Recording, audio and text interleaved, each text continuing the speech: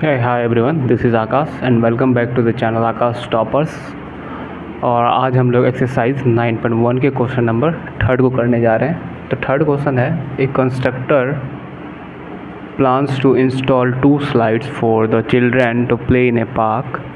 For the children below age of 5 years, she prefers to have a slide whose top is at the height of 1.5 meter and is inclined at an angle 30 degree to the ground. Whereas for elder children, she wants to have slip slide at a height of 3 meter and which inclined at an angle of 60 degree to the ground. What should be the length of the slide in each case? मतलब देखिए, park में क्या है ना, children's के लिए 2 sliders लगाया गया है। लेट करते हैं, एक स्लाइडर ये वाला है और एक स्लाइडर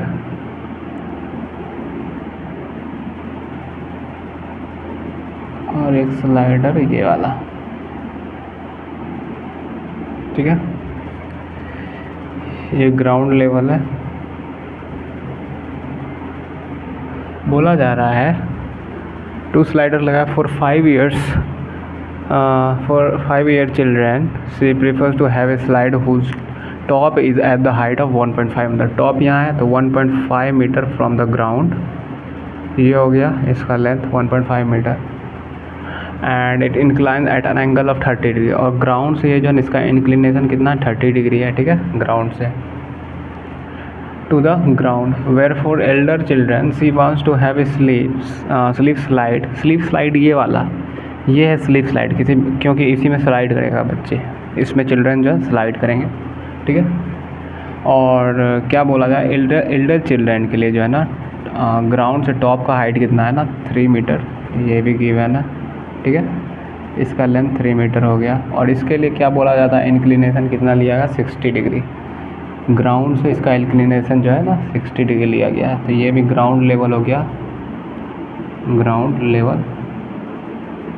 और हमें बोला जा रहा है कि हमें स्लीप का जो है ना लेंथ निकालना है। देखिए, what should be the length of the slide, ये जो स्लाइड है ना इसी का लेंथ निकालना है, ठीक है। तो हम इसको मान लेते हैं x, इसको y, x और y का हमें वैल्यू फाइंड आउट करना। अगर मन करे तो आप इसको नेम कर दीजिए, इसको a, इसको b और इसको c, इसको p q r ले लीजिए। अगर आप देखेंगे इन ट्रायंगल ए बी सी,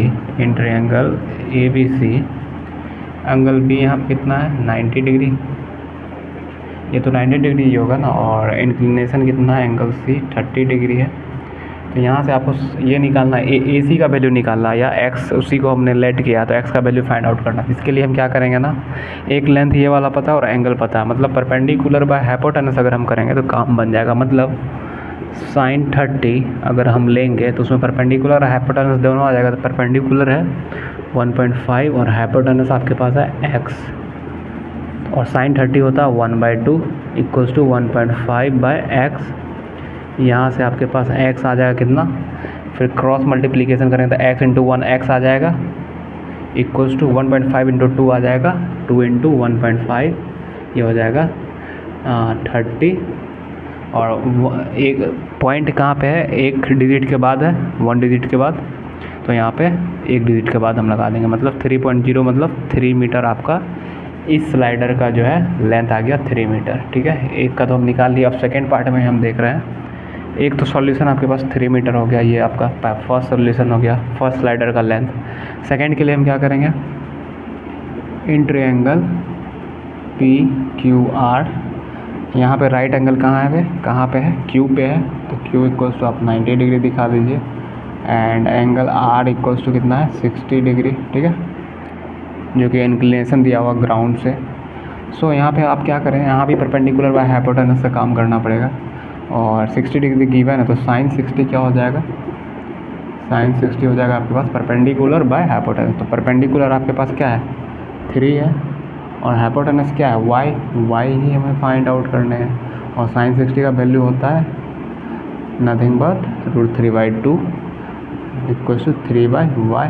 फिर यहाँ से क्रॉस मल्टीप्लिकेशन y मल्टीप्लाई होगा √3 से और 3 होगा 2 से, तो क्या हो जाएगा यहाँ पे √3 इंटू वाई, तो √3y, फिर 2 इंटू 3 क्या हो जाएगा 6। सो यहाँ से हम क्या करेंगे, y को फ्री करेंगे √3 से, यहाँ मल्टीप्लीकेशन में तो √3 इधर करेंगे तो डिवाइड हो जाएगा, तो y इक्वल टू क्या हो जाएगा 6/√3, और 6 को आप क्या लिख सकते हैं 3 × 2, और नीचे में √3 है। फिर 3 को आप क्या लिख सकते हैं √3 × आप लिख सकते हैं 6 को, और 2 है यहाँ पे 2 लिख देंगे, और नीचे में √3 से √3 कैंसिल आउट, 2 × √3 क्या हो जाएगा 2 × √3 मीटर। ये सेकेंड आंसर, मतलब y का वैल्यू आपका हो जाएगा 2 × √3 मीटर। तो फर्स्ट स्लाइडर का लेंथ हो जाएगा 3 मीटर और सेकेंड का 2 √3। तो आप लिख देंगे so for 5 years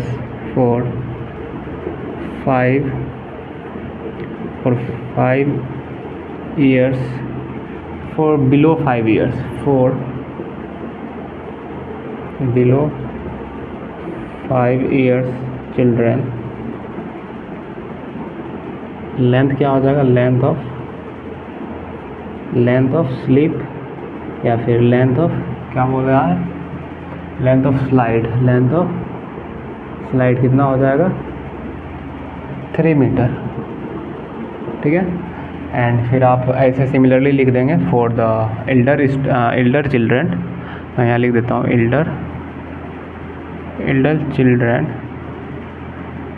Elder children के लिए स्लाइड का कितना लेंथ हो जाएगा 2 √3 मीटर, जो कि हम लोगों ने लिखा। तो एक आंसर ये हो गया, एक आंसर ये हो गया, ठीक है।